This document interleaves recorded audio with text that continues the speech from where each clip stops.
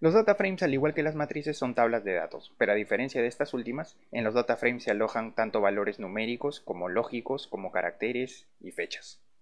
Por esta razón, los dataframes son los objetos con los que más vamos a trabajar en este curso. Hay diferentes formas de generar dataframes, de hecho tiene su propia función, data.frame, pero al igual que las matrices, estos también se pueden generar a partir de la unión de vectores, a partir de la unión de vectores con matrices, e incluso de matrices con matrices. Esta tabla sobre los datos productivos y morfológicos de las hijas de los mejores toros Holstein de Estados Unidos es un dataframe, pues contiene variables de tipo numérico y variables de tipo carácter o categórico. En esta sesión vamos a continuar utilizando el script rintro-stud, mas debido a que he iniciado una nueva sesión de R necesito ejecutar todo el código hecho hasta el momento. Selecciono todo el script con control A y ejecuto con control R.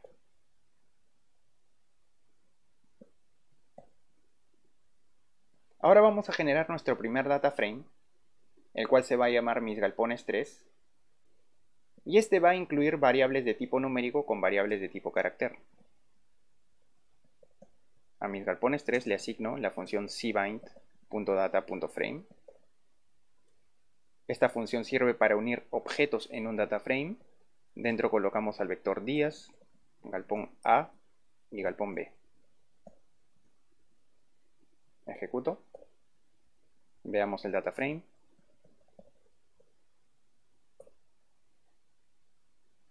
Lo que ahora vamos a hacer es eliminar los nombres de las filas, ya que estos nombres ya están en una columna. Utilizamos la función rowNames. Con esto extraemos los nombres de las filas.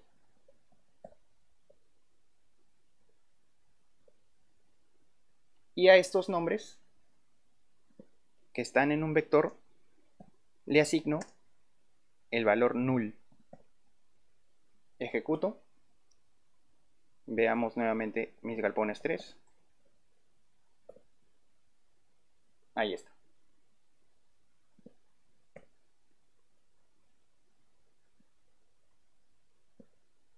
Ahora voy a agregar una nueva columna a mis galpones 3, y esta va a contener los nombres de los clientes a los que se les vende la producción diaria. Al nuevo dataframe le vamos a llamar mis galpones 4. Le asignamos la función data.frame. Esta función sirve para crear dataframes. Dentro colocamos a mis galpones 3, coma. Por cuestiones de espacio voy a continuar el código en la siguiente línea, y para esto presiono Enter siempre después de una coma. Agrego indentado, esto es opcional. La nueva columna se va a llamar cliente y esta va a contener al siguiente vector.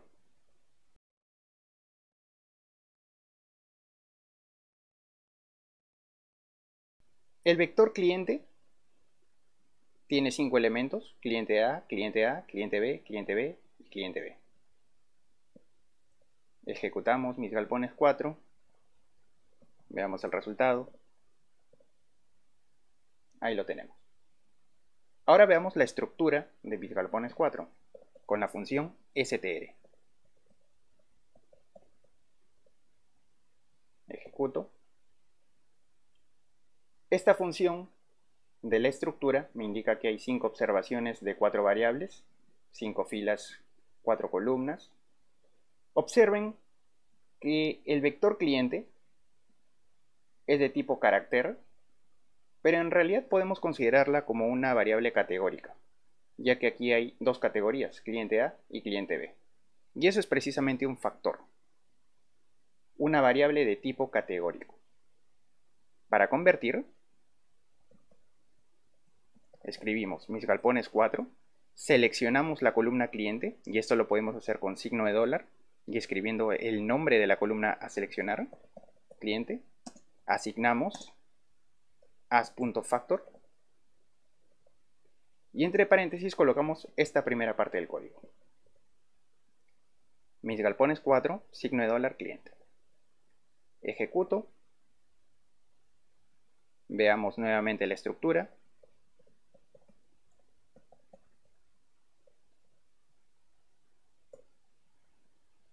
y ahí lo tenemos. La columna cliente es ahora un factor con dos niveles, cliente A y cliente B. Ahora respondamos a la siguiente pregunta. ¿En qué día se produjo más de 240 kilos? Para responder esto utilizo la función subset, que es una función que permite filtrar. Como primer argumento colocamos el nombre de la tabla de datos, mis galpones 4. Como segundo argumento colocamos la condicional, galpón A más galpón B mayor a 240, cierro paréntesis, ejecuto. Y los días en que se cumplió esta condición fueron los martes, miércoles y viernes. Ahora, además de esta condicional, quiero agregar una segunda, los días en que se vendió a cliente A. Voy a copiar el código de la función subset. Por cuestiones de espacio la voy a realizar en dos líneas. Y para agregar una segunda condicional, utilizo el operador booleano y o el operador booleano o. En este caso, galpón A más galpón B mayor a 240 y de la columna cliente filtro lo que es exactamente igual a cliente subguión A. Y esto entre comillas. Selecciono ambas líneas de código y ejecuto. Las dos condicionales se cumplieron el día martes. Probablemente te preguntes cuándo se utiliza un signo igual y cuándo dos signos iguales. Se utiliza un signo igual en dos situaciones. La primera es para colocar nombre a una columna. Observa el siguiente código. Cuando agregamos la columna cliente al data frame, nosotros indicamos el nombre de la nueva columna cliente utilizando un signo igual. Y la segunda situación es para especificar el nombre de un argumento dentro de una función. Observa el siguiente código. Cuando generamos el vector llamado miércoles en la sesión de vectores, nosotros a este le sacamos el promedio utilizando la función min. Dentro de toda función, sus argumentos tienen nombres, y en el caso de la función min, y su único argumento en este caso, que era el vector, el nombre de este argumento es x. Colocar el nombre del argumento es opcional, por tanto, da igual si nosotros escribimos min y entre paréntesis x igual miércoles, a escribir min y entre paréntesis miércoles. Finalmente, se utilizan dos signos iguales solamente en una situación, para indicar exactamente igual dentro de una condicional. Ahora cambiemos la condicional. Quiero filtrar los días en que se produjo menos de 230 kilos o más de 250 kilos. Función subset, mis galpones 4, coma, primera condicional, galpón A más galpón B menor a 230. El operador booleano o se representa con la barra vertical. Galpón A más galpón B mayor a 250. Cierro paréntesis, selecciono ambas líneas de código y ejecuto. Y los días en que se cumplieron las dos condicionales fueron los jueves y los viernes. De forma práctica, ¿cuándo se utiliza el operador booleano y cuándo se utiliza el operador booleano o? Se utiliza el operador booleano y cuando nuestras condicionales refieren a variables diferentes, en columnas diferentes. Y se utiliza el operador booleano o cuando nuestras condicionales refieren a variables en la misma columna. Para cambiar un valor dentro de un data frame utilizamos el método de la extracción de datos. Por ejemplo, de mis galpones 4, quiero cambiar este valor de 120 por 130. Para esto, de mis galpones 4, selecciono el valor que está en la tercera fila y tercera columna, o sea, el 120, y a este le asigno 130. Si vemos nuevamente mis galpones 4, ahora el 120 ha pasado a ser 130. Para eliminar una columna de un data frame tenemos dos modos. En el primero, digamos que queremos eliminar esta columna cliente.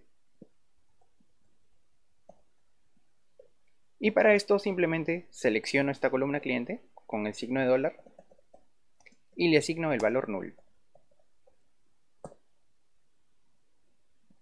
Y si vemos ahora mis galpones 4, se ha borrado la columna cliente.